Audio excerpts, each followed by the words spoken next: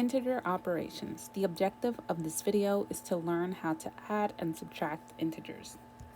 So first we have to look at the different types of numbers. We have the natural numbers, which are basically the counting numbers. Starting from the number 1, we count and we can go up to infinity. Whole numbers is including the set of numbers that includes the natural numbers, the counting numbers, and the number 0. Then we have integers, which is now including all of the negative numbers, which means every single number that is in the regular natural numbers, but now we can add a negative. We know a number is negative when we look to the left of a number. For example, this first number is a negative 5 because when we look to the left, there is this minus sign here. If there is no sign, then we know it is a positive number. On rare occasions, you may see a plus to the left of the number. This will also mean that this is positive. So a negative number is basically all the numbers that are on the left of the 0, and then all of the positive numbers are the numbers on the right. So we can use this idea of a number line to add or subtract integers. My first step is to plot a point on the first number. So if we're dealing with -4 on my number line, I will plot a point at -4. Once you've plotted your point, we need to determine if we're going to go left or right. So a minus means that we are going to go left. So we're going to go left 6 spaces. So I'm going to count 1, 2, 3, 4, 5, 6. My answer is going to equal -10 because that's where I landed on my number line. So again, we are going to plot a point at our first number, so -1. And then we're going to decide if we're going to go left or right. Because it says plus, we are going to go right 2 spaces. So 1, 2.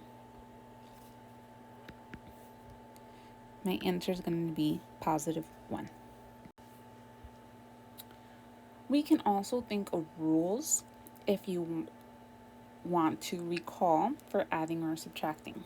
If the signs are the same, we would add and keep the sign. If the signs are different, we would subtract the numbers and keep the sign of the larger number. So here I have a negative number and a positive number. Because when I look to the left, I have a minus in front of the 7, and when I look to the left, I have a plus in front of the 8. So this means we are going to subtract. So 8 and 7 is 1. And then we're going to keep the sign of the higher number. 8 is the higher number and it's positive. So we're going to keep this answer positive. Again, we're going to look here. We have a negative and a positive. So we will subtract. 6 and 4 is 2. And then we're going to keep the sign of the higher number. 6 is the higher number. So we're going to keep the negative. So my answer will be -2. Now, sometimes you might encounter numbers that have 2 symbols.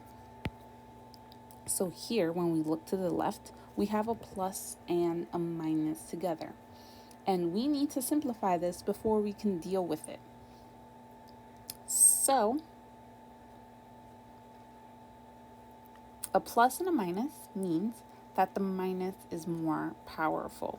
So that plus and minus actually turns into one big minus sign.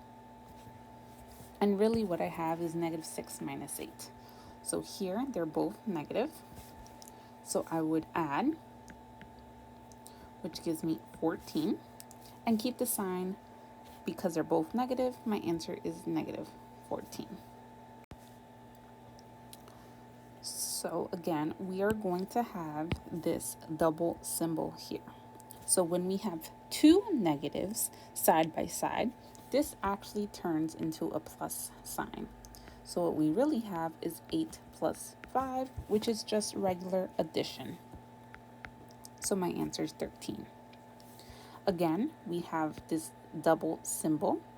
A minus and a minus together becomes a plus. So really we have 4 plus 2, which means my answer is 6. Again, double negative means a plus. So I have a -1 plus 8. They are different, so I will subtract. 8 and 1 is 7. And the bigger number is 8, which is positive, so my answer is positive 7. For the last one, we have 2 negatives, which means we add them.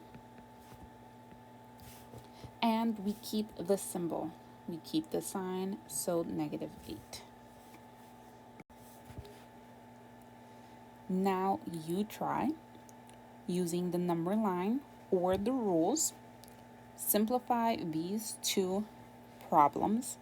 Press pause on this video, try and do it by yourself, and then press play to see if your answer is correct. Pause your video now.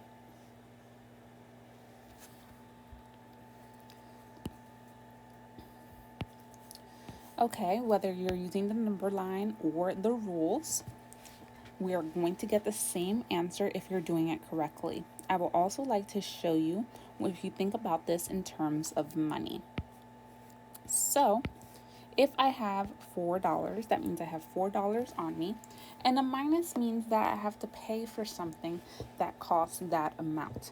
So, if I am trying to buy something that's $7, I'm actually going to be $3 short. So I need to borrow money from someone. So I am going to be in debt $3 because I'm $3 short. If you use the rules, you would have subtracted. 7 and 4 is 3. 7 is the larger number, so we end up with the -3. Okay, don't forget to simplify your double symbols there. So minus and a minus become a plus. 6 and 4 is regular addition, so the answer is 10.